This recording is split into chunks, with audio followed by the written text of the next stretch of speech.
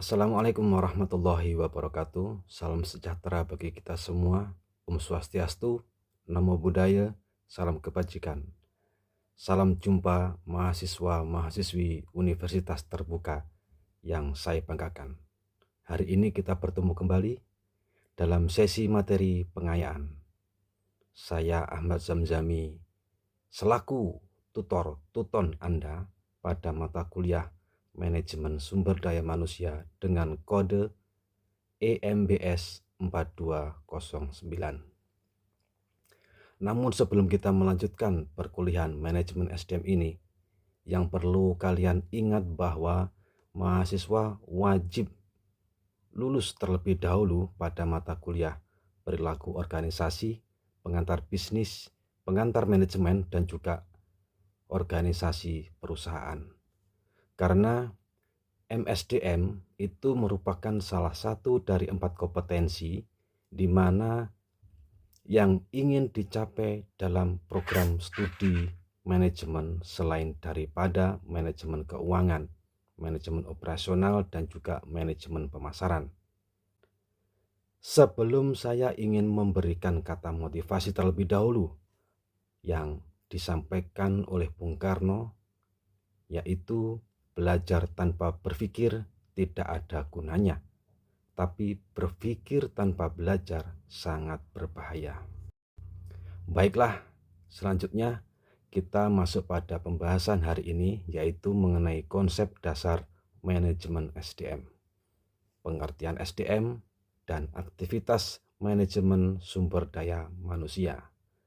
MSDM ialah pengembangan sumber daya manusia yang berfungsi melakukan perencanaan sumber daya manusia, penerapan perekrutan pelatihan, pengembangan karir karyawan atau pegawai, serta melakukan inisiatif terhadap pengembangan organisasional sebuah organisasi atau perusahaan.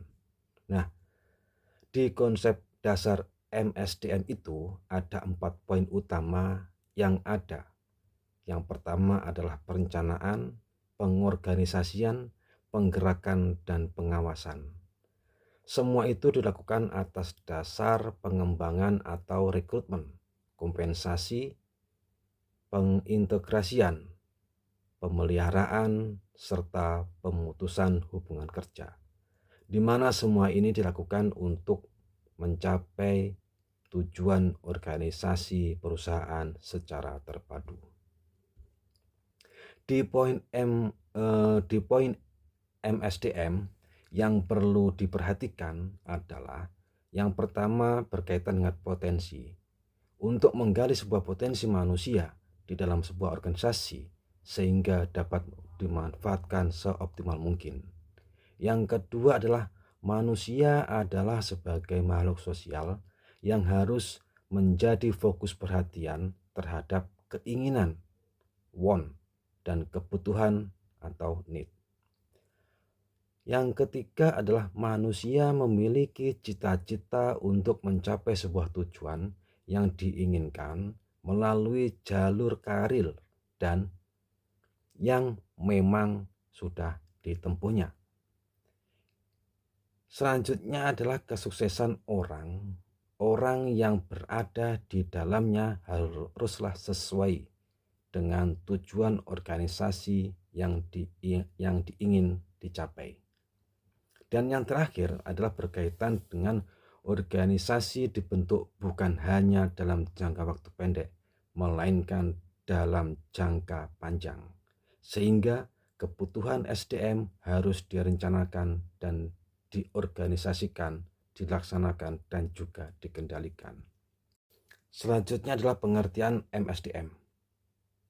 Sebagaimana disampaikan oleh Filippo 1976, perencanaan, pengorganisasian, pengarahan, dan pengendalian pengadaan, pembangunan, kompensasi, integrasi, dan juga pemeliharaan orang-orang untuk tujuan memberikan kontribusi pada tujuan organisasi, individu, dan sosial.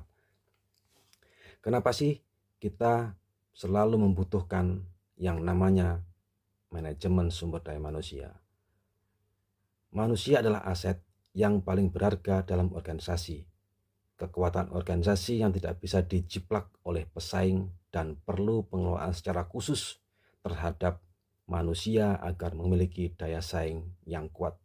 Adapun persamaan dan perbedaan manajemen personalia dan juga MSDM adalah persamaannya adalah sama-sama bermuara dari strategi bisnis. Manajer bertanggung jawab untuk pengelolaan pegawai, respek pada tiap individu dan juga menyelaraskan kemampuan pegawai dengan kebutuhan sebuah organisasi. Perbedaannya adalah MSDM lebih menekankan pada penyelarasan strategi didasarkan pada filsafat manajemen bisnis, lebih mengedepankan manajemen budaya dan perencanaan komitmen atau pencapaian komitmen, serta lebih menekankan peranan manajer sebagai pihak pelaksana kebijakan SDM. 10 aktivitas MSDM. Apa sih aktivitas dari MSDM? Di antaranya adalah meliputi pekerjaan, perencanaan SDM, perekrutan dan seleksi, manajemen kinerja, pelatihan dan pengembangan SDM, perencanaan karir dan motivasi pegawaian, competition and benefit atau sistem penggajian, hubungan industrial, program jaminan kesehatan dan kesejahteraan, serta manajemen keanekaragaman pegawai. Itulah sedikit apa yang telah saya sampaikan pada pertemuan kali ini. Silahkan kalian berperan aktif di dalam forum diskusi pada pertemuan hari ini. Dan jangan lupa mengisi presensi sebelum kalian melakukan pembelajaran selanjutnya. Saya akhiri. Terima kasih. Wallahul muwaffiq ila aqwamit thoriq. Assalamualaikum warahmatullahi wabarakatuh.